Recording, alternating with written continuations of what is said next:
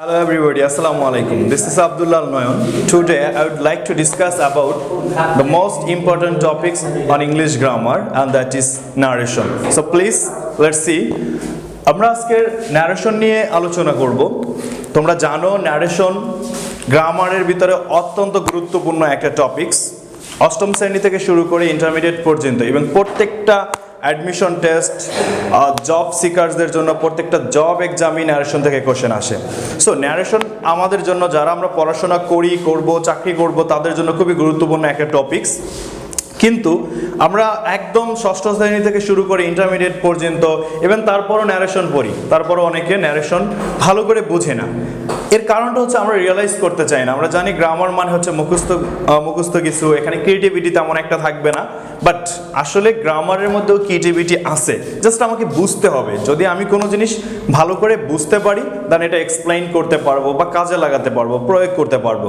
So আমরা দেখি আসলে ন্যারেশন কত সহজে শেখা যায়। ইনশাআল্লাহ সবাই যদি মনোযোগ সহকারে ক্লাসটা দেখো এবং সাথে সাথে প্র্যাকটিস করো, ন্যারেশন নিয়ে কারো কোনো সমস্যা থাকবে না। সো লেটস সি ন্যারেশনটা আসলে কি। আমি যদি এর আনাদার একটা সিনোনিম দিয়ে দিই বা আনাদার একটা নেম দিয়ে দিই, যেমন স্পিচ, এবার একটু কিছুটা আমাদের হলো ক্লিয়ার হয়েছে। স্পিচ ব্যাপারটা কি? স্পিচ মানে হচ্ছে উক্তি বা কথা, অর্থাৎ আমরা যে মনের ভাব প্রকাশের জন্য দৈনন্দিন জীবনে যে কথাগুলো একজন আরেকজনের সাথে বলে থাকি সেগুলোই হচ্ছে স্পিচ, আর এটারই নাম হচ্ছে ন্যারেশন। তো আমরা যখন কথা বলি তখন কথাটা দুই ভাবে বলতে পারি, একটা হচ্ছে সরাসরি আমি বলতে পারি অথবা কারো রেফারেন্স নিয়ে কথাটা বলতে পারি। তো এই জন্য আমরা ন্যারেশন বা স্পিচকে দুইটা ভাগে ভাগ করতে পারি। এক নম্বর হচ্ছে ডিরেক্ট, আরেকটা হচ্ছে ইনডিরেক্ট, অর্থাৎ প্রত্যক্ষভাবে একটা কথা বলতে পারি, পরোক্ষভাবে বলতে পারি। তো যখন আমরা বা বক্তা কোনো কিছু সে নিজেই বলবে, প্রত্যক্ষভাবে বলবে, তখন সেটা ডিরেক্ট স্পিচ, আর যখন সে কারো সহযোগিতা নিয়ে কিছু বলবে তখন সেটা ইনডিরেক্ট স্পিচ। ওকে, তো আমরা এটা নিয়ে বেশি একটা আলোচনা করব না। আমরা দেখি যে আসলে পরীক্ষায় বা আমাদেরকে কি করতে হবে, আমরা স্পিচটা বেসিক্যালি চিনব। ওকে, এবার আমরা একটু দেখি যে এইখানে আমি একটা স্পিচ লিখে রাখছি। দেখো কি লেখা আছে, রূপা said to me I have done my work, অর্থাৎ রূপা আমাকে বলেছিল যে I have done my work, আমি আমার কাজ করেছি। তার মানে কে? আমি না, রূপা কাজটা করেছে, সে আমাকে বলেছে। তো দেখো এটা হচ্ছে একটা ইনডিরেক্ট স্পিচ, অর্থাৎ সে পরোক্ষভাবে কথাটা বলছে। সেখানে আমরা কি দেখলাম, একটা ইনভার্টেড কমার সহযোগিতা নিয়ে আলাদা দুইটা পার্ট এই সেন্টেন্সের আমরা দেখতে পাই। তো একটা স্পিচকে তাহলে বেসিক্যালি আমরা দুইটা ভাগে ভাগ করতে পারি, অর্থাৎ দুইটা পার্ট একটা স্পিচে রয়েছে প্রধানত। সেই দুইটা পার্ট কি? একটার নাম হচ্ছে রিপোর্টিং স্পিচ। আমাদের অনেকগুলো বইতে লেখা থাকে রিপোর্টিং ভার্ব, বেসিক্যালি এটা একটা রিপোর্টিং স্পিচ। আর এই যে said to কথাটা, এটা হচ্ছে একটা রিপোর্টিং ভার্ব, আরবি দিয়ে আমি লিখলাম রিপোর্টিং ভার্ব। ওকে, এরপরে এই যে অংশটা, এটার নাম হলো কি? রিপোর্টেড স্পিচ, অর্থাৎ বক্তা যে বক্তব্যটা দিয়েছে, রিপোর্টেড যেটা দিয়েছে, তার ডেলিভার্ড স্পিচটা হচ্ছে রিপোর্টেড স্পিচ। ওকে, তাহলে আমরা দুইটা নাম জানতে পারলাম একটা স্পিচের। তাহলে দুইটা নাম বা দুইটা প্রধানত ভাগে ভাগ করতে পারি, সেটা হচ্ছে কি, একটা হচ্ছে রিপোর্টিং স্পিচ আর একটা হচ্ছে রিপোর্টেড স্পিচ। ওকে, আশা করি এবার নাম দুইটা বা আমরা একটা স্পিচ সম্পর্কে বুঝতে পারলাম। এবার যেটা করতে হবে, আমাদের পরীক্ষাতে মূলত কি আসে, যে একটা এরকম ডিরেক্ট স্পিচ দেওয়া থাকে, ইনডিরেক্ট সেটাকে করতে হয়। ইন্টারমিডিয়েট লেভেলে আবার অনেক সময় দেখা যায় কি ডিরেক্ট দেওয়া থাকে, ইনডিরেক্ট করতে হয়, বা ইনডিরেক্ট দেওয়া থাকে, ডিরেক্ট করতে হয়, রিভার্স করতে হয়। কিন্তু এসএসসি লেভেল পর্যন্ত আমরা শুধু একটাই পাবো, যে একটা ডিরেক্ট স্পিচ দেওয়া থাকবে, আমরা এটাকে ইনডিরেক্ট স্পিচে রূপান্তর করব। এনিওয়েজ, আমরা দেখি যে আসলে একটা স্পিচের কি কি পরিবর্তন করতে হয়।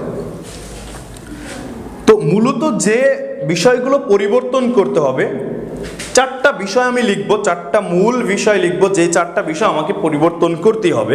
আর এই চারটা বিষয় যদি আমরা ভালো করে বুঝি তাহলে ন্যারেশন আর কোনো সমস্যা থাকবে না ইনশাল্লাহ। ওকে, লেটস সি, দেখি সেগুলো কি।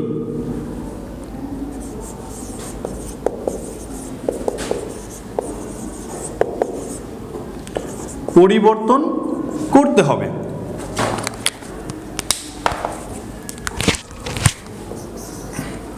Number 1, reporting verb.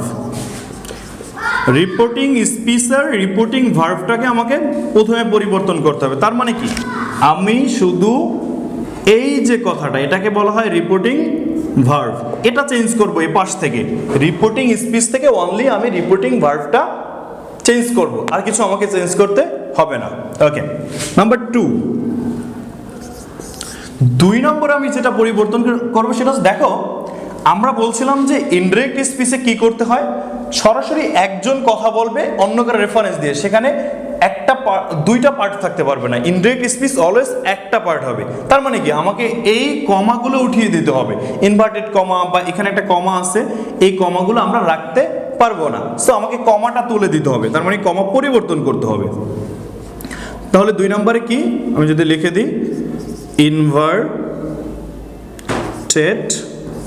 কমা, ইনভার্টেড কমাটাকে আমাকে পরিবর্তন করতে হবে।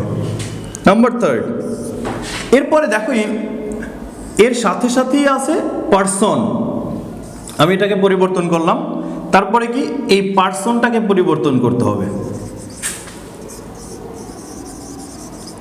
ওকে, নাম্বার 4 যেটা করতে হবে সেটা হচ্ছে ভার্ব পরিবর্তন করতে হবে।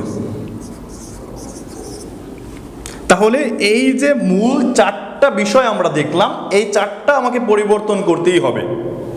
আবারও বলি কি কি, রিপোর্টিং ভার্ব অর্থাৎ এই যে সাইড টু কথাটা, এটা পরিবর্তন করতে হবে।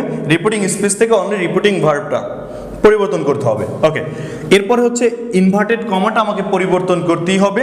তারপরে হচ্ছে পার্সন পরিবর্তন করতে হবে। পার্সনের ক্ষেত্রে আমি একটা কথা লিখে দিই, যেখানে থাকবে, যতবার থাকবে,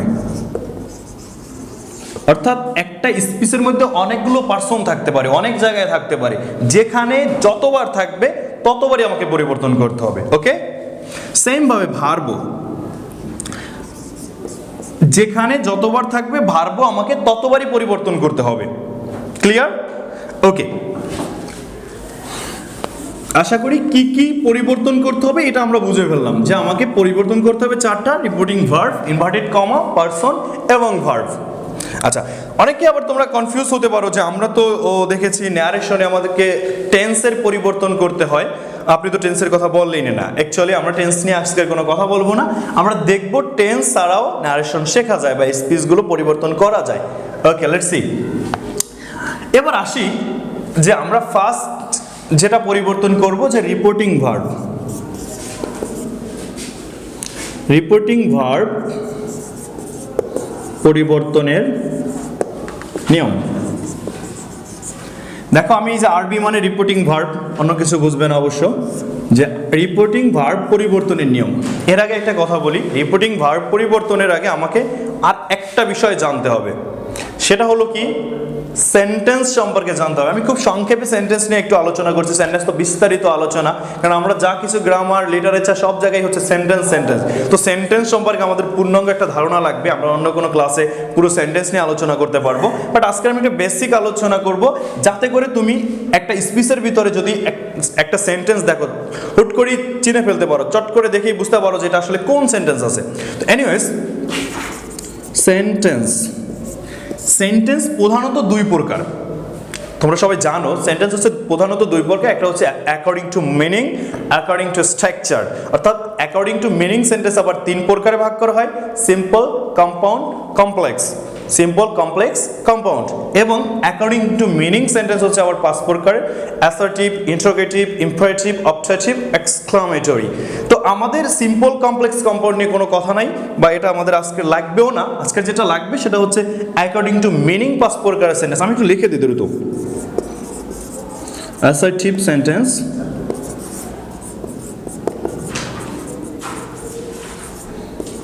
interrogative, imperative.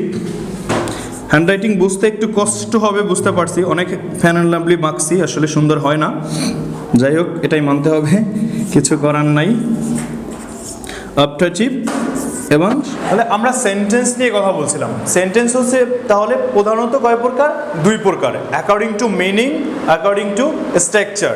According to meaning sentence আমরা জানি পাঁচ প্রকার, assertive, interrogative, imperative, optative, exclamatory. আর অ্যাকর্ডিং টু স্ট্রাকচার সেন্টেন্স হচ্ছে তিন প্রকার, সেটা হচ্ছে সিম্পল, কমপ্লেক্স, কম্পাউন্ড। তো আমাদের সিম্পল, কমপ্লেক্স, কম্পাউন্ড নিয়ে আজকের কোনো আলোচনা নাই বা ন্যারেশন, এটার দরকারও নেই।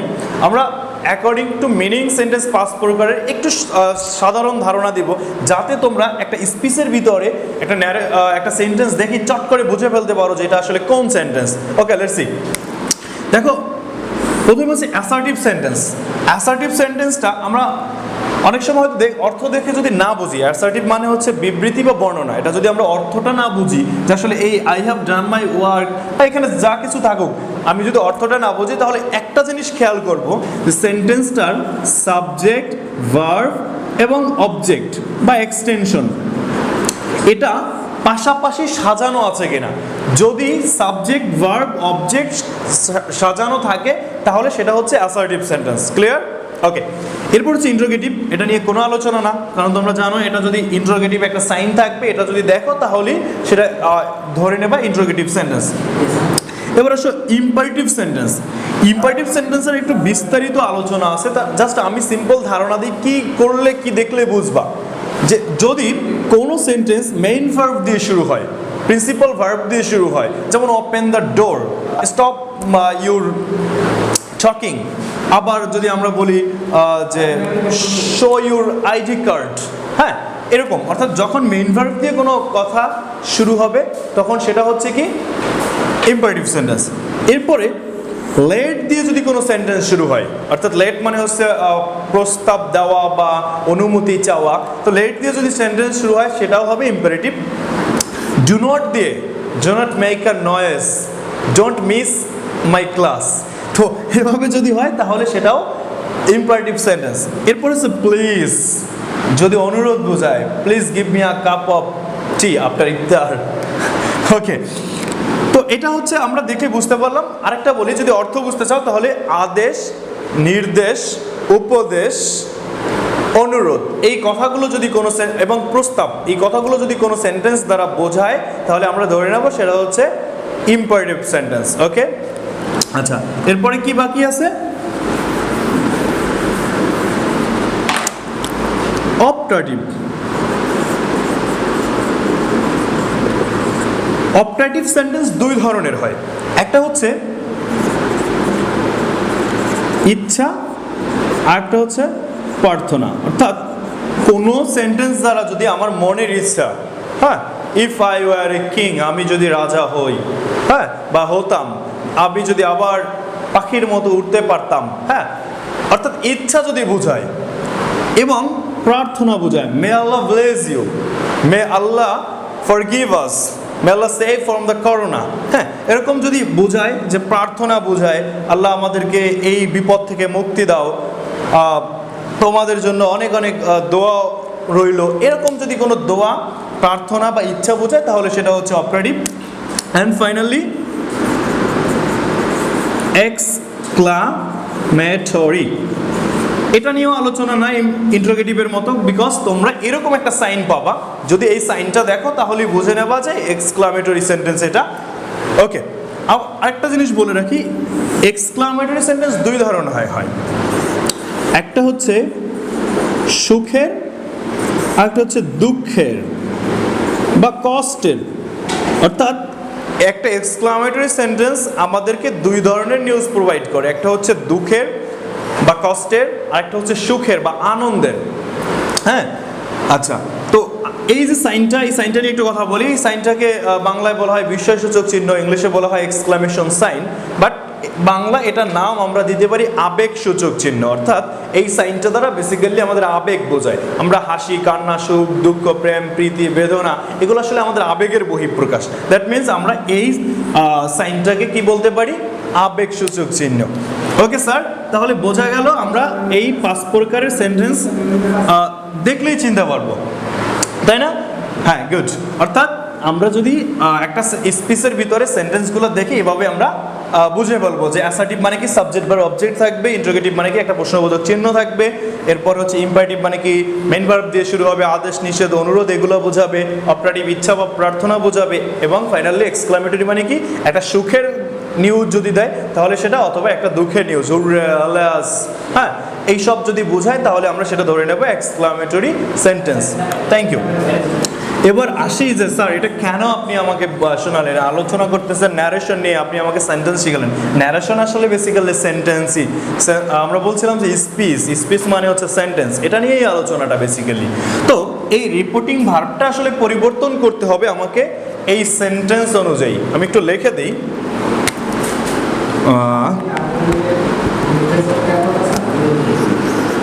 রিপোর্টিং ভার্ব পরিবর্তন হয় রিপোর্টেড স্পিচ এর কি অনুসারে স্যার? সেন্টেন্স, ইয়াস, সেন্টেন্স অনুসারে।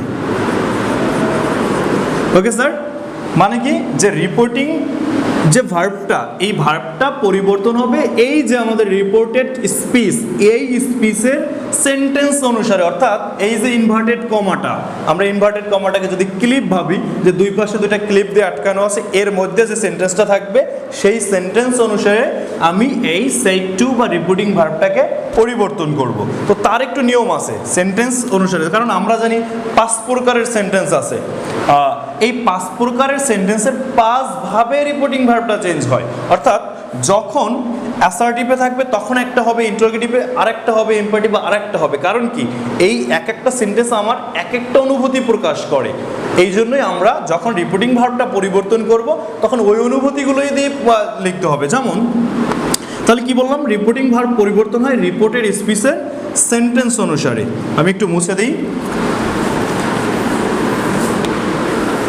ওকে, এবার আসি কিভাবে পরিবর্তন হয়। দেখো, যদি অ্যাসার্টিভ সেন্টেন্স হয়, আমরা দেখলাম সাবজেক্ট ভার্ব অবজেক্ট থাকলে অ্যাসার্টিভ, তাহলে অ্যাসার্টিভ সেন্টেন্সটা যদি হয় রিপোর্টিং ভার্বের পরিবর্তে আমরা কি লিখব?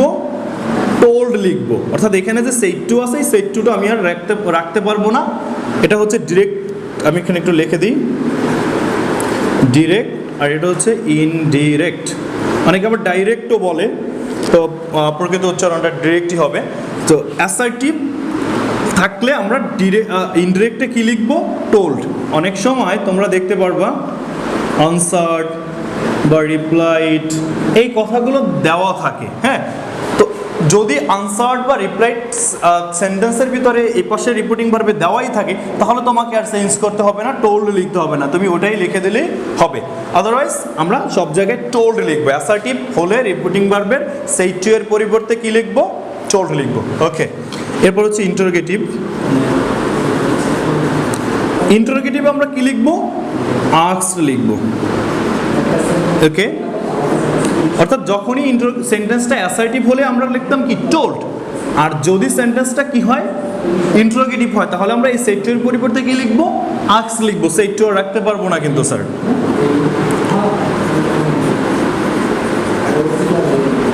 ইম্পারেটিভে কি লিখবো?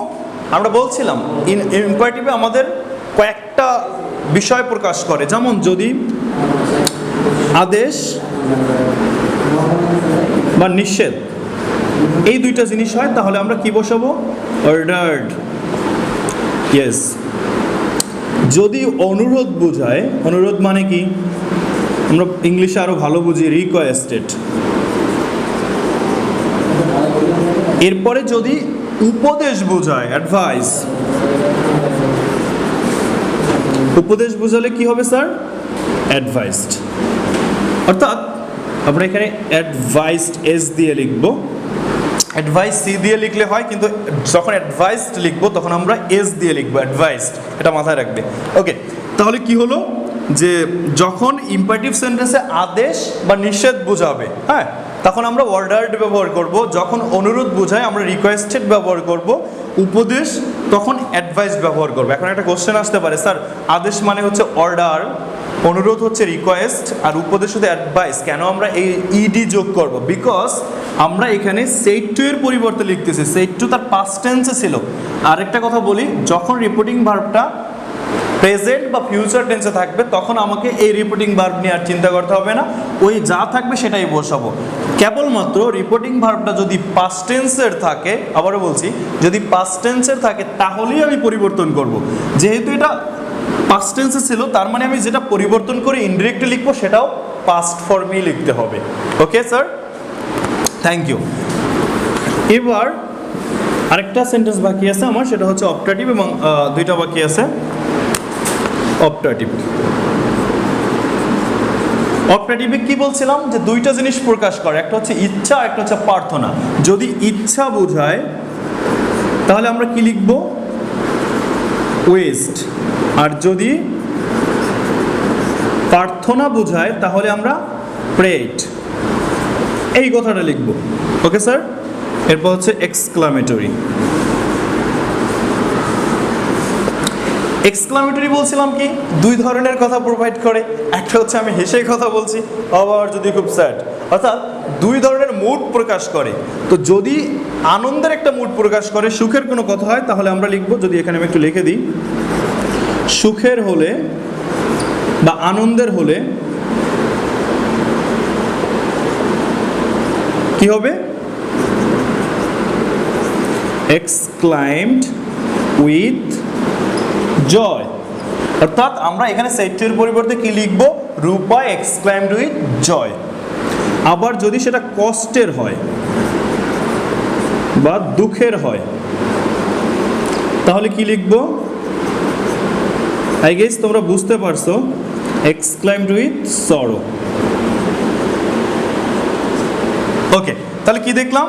যদি সুখের হয় তাহলে আমরা লিখবো এক্সক্লাইমড উইথ জয়, যদি কষ্টের হয় তাহলে এক্সক্লাইমড উইথ সরো। তাহলে স্যার এটা আমরা রিপোর্টিং ভার্ব পরিবর্তনের নিয়মটা, অ্যাসার্টিভে টোল্ড, ইন্টারোগেটিভে আস্কড, ইম্পারেটিভে আমরা কি লিখলাম?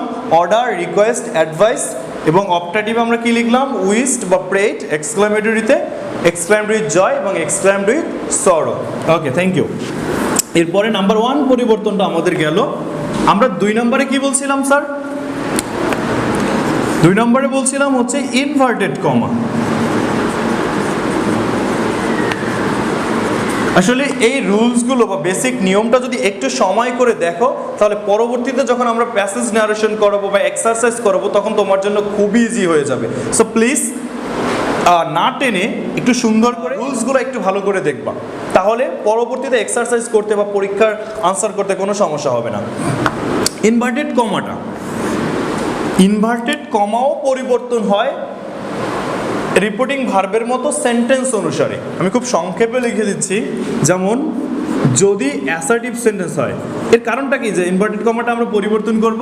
কারণ ইনডিরেক্ট সেন্টেন্সে আমার কোনো পার্ট থাকতে পারবে না, একটা মাত্র ফ্ল্যাট পার্ট থাকবে। অর্থাৎ একটা সেন্টেন্সের ভিতরে আমার পুরো কথা থাকবে, সেখানে কোনো মাঝখানে কমা টমা থাকতে পারবে না। সো দ্যাটস ওয়াই আমরা ইনভার্টেড কমাটা উঠিয়ে দেবো। তো সেক্ষেত্রে অ্যাসার্টিভের বেলায় আমরা বসাবো দ্যাট, ইন্টারোগেটিভের বেলায় আমরা বসাবো হচ্ছে ইফ অথবা ডাব্লিউএস কোশ্চেন। কারণ কি আমরা জানি ইন্টারোগেটিভ সেন্টেন্স হচ্ছে দুইভাবে শুরু হয়, একটা হচ্ছে অক্সি দিয়ে শুরু হয়, আর একটা হচ্ছে ডাব্লিউএস কোশ্চেন দিয়ে শুরু হয়। তো যখন অক্সি দিয়ে শুরু হবে তখন ইফ বসবে, আর যখন ডাব্লিউএস ওয়ার্ড দিয়ে কোশ্চেনটা শুরু হবে তখন সেই ডাব্লিউএস ওয়ার্ডটাই আমরা বসিয়ে দেবো। অর্থাৎ হু, হোয়াট, হোয়াই, হুইচ এগুলো যেগুলো থাকবে আমরা সেই ওয়ার্ডটাই সেন্টেন্সের ভিতরে ইনভার্টেড কমার পরিবর্তে ব্যবহার করব। এবার আসে ইম্পারেটিভ। ইম্পারেটিভে বসবে টু, অপটাটিভ, অপটাটিভে বসবে হচ্ছে দ্যাট, এবং ফাইনালি এক্সক্লামেটরিতেও বসবে দ্যাট। অনেক সময় তোমরা ইম্পারেটিভে এই টু বসাতে একটু সমস্যা হতে পারে, অর্থাৎ যদি দেখো যে ইম্পারেটিভে আমাদের একটু প্রবলেম হচ্ছে যে আমরা বুঝতে পারি না যে এটা যারা আদেশ, নিষেধ, অনুরোধ কি বোঝাচ্ছে, সেক্ষেত্রে বেসিক্যালি আমরা কি করব? দ্যাটও বসাতে পারবো। সেটা আমরা যখন এক্সারসাইজ করব তখন ক্লিয়ার করে দেবো যে কখন আমরা আসলে দ্যাট বসাতে পারবো। কেমন? ওকে, তাহলে স্যার আমরা দেখলাম ইনভার্টেড কমাটা কিভাবে পরিবর্তন করতে হয়। আমি যদি আবার একটু বলে দেই যে সেটা হচ্ছে ইনভার্টেড কমাও রিপোর্টিং ভার্বের মতোই রিপোর্টেড স্পিচের সেন্টেন্স অনুসারে পরিবর্তন হবে। অ্যাসার্টিভে দ্যাট, ইন্টারোগেটিভে ইফ বা ডাব্লিউএস কোশ্চেন, ইম্পারেটিভে টু, অপটেটিভে দ্যাট এবং এক্সক্লামেটরি তো দ্যাট। স্যার আমাদের তিনটা পরিবর্তন অলরেডি হয়ে গেল। আমরা রিপোর্টিং ভার্ব পরিবর্তন করলাম, সরি দুইটা, এবং ইনভার্টেড কমা পরিবর্তন করলাম, এবং 3 নাম্বার হচ্ছে পার্সন পরিবর্তন। পার্সন পরিবর্তন। আচ্ছা, পার্সনটা আমি একটু খুব সহজে বলে দিচ্ছি যে আমরা জানি পার্সন প্রধানত কয় প্রকার? 3 প্রকার। পার্সন বেসিক্যালি 3 প্রকারের। কি কি? First, second, third. ওকে, আমি একটু পার্সন নিয়ে সাধারণ ধারণা দিই যে পার্সন আসলে কীভাবে বুঝবা যেটা ফার্স্ট, সেকেন্ড, থার্ড, অনেকে তোমরা জানো, তারপর একটু বলে দিই। ফার্স্ট পার্সন মানে কি? আমি, আমার, আমরা, আমাদের, অর্থাৎ আমি সংক্রান্ত যা আছে সবই ফার্স্ট পার্সন। অর্থাৎ আমি থাকলে আমার হয়, আমরা হয়, আমাদের হয়, অর্থাৎ যেখানেই দেখবো যে এটা দ্বারা আমি আছি ইনভলভ বা আমাকে বোঝাচ্ছে সেটা হবে ফার্স্ট পার্সন। এরপরে ইউ, সেকেন্ড পার্সন হচ্ছে ইউ, মানে তুমি, তুমি সংক্রান্ত যা বোঝায়, তুমি সংক্রান্ত যা আছে সবই হচ্ছে কি second person, you, your, yours ইত্যাদি। এরপরে এই আমি আর তুমি ছাড়া, আমি অ্যান্ড তুমি এই দুইজন ছাড়া দুনিয়ায় যা আছে সব থার্ড পার্সন। তার মানে কি? যদি বাংলাদেশ বলি, বাংলাদেশ এটা থার্ড পার্সন, ক্যামেরা, এই কি বলে ডাস্টার, এই মার্কার, এভরিথিং, অর্থাৎ আমি আর তুমি ছাড়া দুনিয়ায় যা কিছু আছে সব থার্ড পার্সন।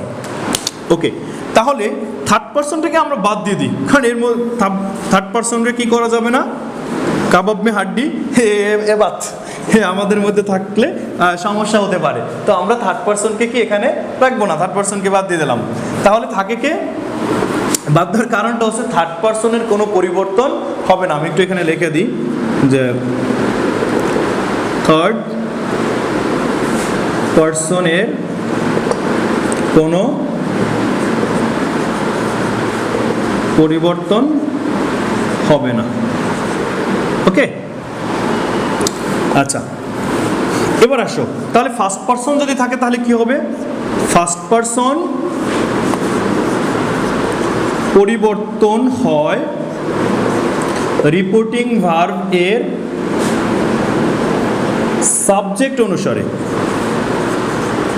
একটু খেয়াল করো, এই যে উপরের সেন্টেন্সটা, Rupa said to me, I have done my work, দেখো এখানে এই আইটা হচ্ছে ফার্স্ট পার্সন। তার মানে আমি এই আইটাকে এখানে রাখতে পারবো না, একে কার কাছে নিয়ে যাব? রূপার কাছে নিয়ে যাব।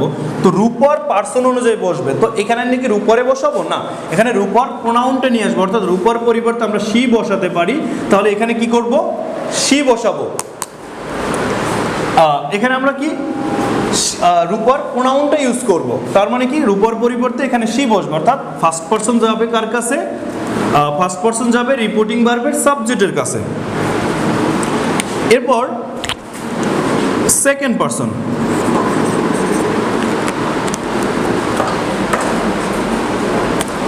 সেকেন্ড পার্সন থাকলে কি করবে?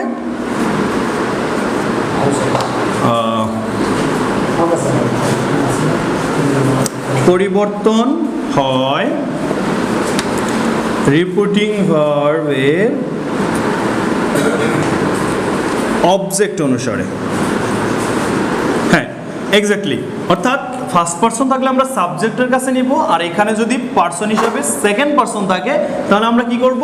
অবজেক্টের কাছে নিয়ে আসবো। ফার্স্ট পার্সন সাবজেক্টের কাছে, সেকেন্ড পার্সন অবজেক্টের কাছে। মাথায় থাকবে, ফার্স্ট পার্সন সাবজেক্টের কাছে, সেকেন্ড পার্সন অবজেক্টের কাছে, মানে সাবজেক্ট অনুসারে আর অবজেক্ট অনুসারে। আর থার্ড পার্সন থাকলে আমরা কোনো পরিবর্তন করে দেবো না, যা আছে সেটাই বসাবো।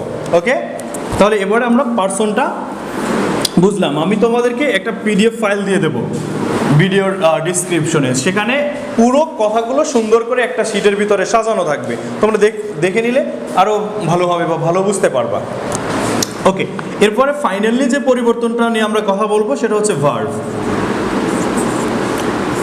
দেখো, এই একটা লিস্ট আমি এখানে দিব, অবশ্য সেটা শিটের ভিতরে থাকবে। এই ভার্ব কয়টা যদি আমি বুঝতে পারি তাহলে আমার টেন্স নিয়ে কোনো ঝামেলা থাকবে না ন্যারেশনে। ওকে, তাহলে আমি একটু খুব সহজে দেখাচ্ছি। ডিরেক্ট এবং ইনডিরেক্ট। একটা ব্যাপার খুব সহজ, দেখো যে আমার 12 প্রকারের টেন্স থাকে, সেই 12 প্রকারের টেন্সের ভিতরে মাত্র 2টা টেন্সে কোনো অক্সিলারি ভার্ব থাকে না। বলো তো সে দুটো কি? একটা হচ্ছে ভার্ব প্রেজেন্ট ইনডিফিনিট আর একটা হচ্ছে পাস্ট ইনডিফিনিট। এই দুইটা টেন্স ছাড়া বাকি সবগুলো টেন্সে আমরা অক্সিলারি ভার্ব পাই। তার মানে কি, যখনই আমরা অক্সিলারি ভার্বগুলোকে পাবো তখন আমরা শুধু অনলি ওই অক্সিলারি ভার্বকে চেঞ্জ করব, প্রিন্সিপাল ভার্বকে আমার চেঞ্জ করার দরকার নাই। কারণ কি, অক্সিলারি ভার্বের পর অর্ডার অনুযায়ী প্রিন্সিপাল ভার্বগুলো বসে, অর্থাৎ যে সেন্টেন্সটা থাকবে, যা দেখো এখানে একটু আমি বলি যে এখানে হ্যাভ আছে তার সাথে ডান আছে, তার মানে কি, কথা ছিল হ্যাভ, হ্যাজ, হ্যাড, এরপরে ভার্বের 3 নম্বর ফর্মটাই বসে, দেখো এখানে আছে, তো তোমার কোশ্চেনও সেটা থাকবে, তো এটা নিয়ে আর টেনশন করার দরকার নেই। জাস্ট অক্সিলারি ভার্বটাকে তুমি যদি একটু চেঞ্জ করে দাও, রিভার্স করে দাও, তাহলেই হয়ে গেল। তাহলে দেখো আমরা কি বোঝাতে চাচ্ছি, যে ডিরেক্ট স্পিচে যদি বি অন থাকে, মানে ভার্বের প্রেজেন্ট ফর্ম থাকে, তাহলে আমরা পাস্ট ফর্মটা ইউজ করব।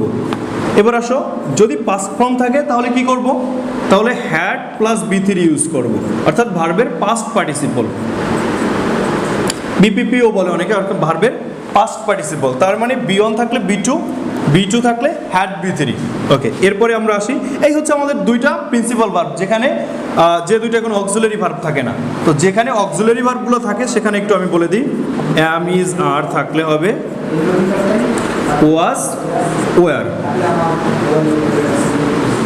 এরপরে যদি ওয়াজ, ওয়ার থাকে, ওয়াজ, ওয়ার থাকলে আমরা কি করব, হ্যাড বিন, ভার্বের শেষে আইএনজি, কারণ আমরা জানি কন্টিনিউয়াস মানে হ্যাড বিন থাকে, আর কন্টিনিউয়াসে হচ্ছে কি ভার্বের শেষে আইএনজি হয়। তাহলে কি গেল, বিয়ন থাকলে বি2 থাকলে হ্যাড বি3, অ্যামিজার থাকলে ওয়াজ, ওয়ার, ওয়াজ, ওয়ার থাকলে হ্যাড বিন প্লাস ভার্বের শেষে আইএনজি। এবার এরপরে আর কি কি ভার্ব আছে আমাদের দেখি, অ্যামিজার, ওয়াজ, ওয়ার গেল। এরপরে যদি হ্যাভ অথবা হ্যাজ থাকে তাহলে আমরা কি বসাবো, হ্যাড বসাবো। আর আমরা জানি এদের পরে হ্যাভ হ্যাজের পরও বি3 বসে, হ্যাডের পরও বি3 বসে, অর্থাৎ হ্যাভ হ্যাজ থাকলে তোমার পরবর্তী ভার্ব নিয়ে আর প্রিন্সিপাল ভার্ব নিয়ে চিন্তা করার দরকার নেই, কারণ হ্যাভ হ্যাজ অলরেডি প্রিন্সিপাল ভার্বকে 3 নম্বর ফর্মে নিয়ে এসেছে, সুতরাং আমি শুধু হ্যাভ হ্যাজকে হ্যাডে টার্ন করব। ওকে, অ্যামিজার, ওয়াজ, আর হ্যাভ হ্যাজ। এরপর হচ্ছে ডু অথবা ডাস থাকলে ডিড হয়, ডু ডাজের তেমন একটা ব্যবহার থাকে না অক্সিলারি ইন্টারোগেটিভ ছাড়া। এরপরে হচ্ছে শ্যাল থাকলে আমরা শুড বসাবো, এগুলো হচ্ছে মোডাল ভার্ব। উইল থাকলে উড বসাবো, ক্যান থাকলে কুড।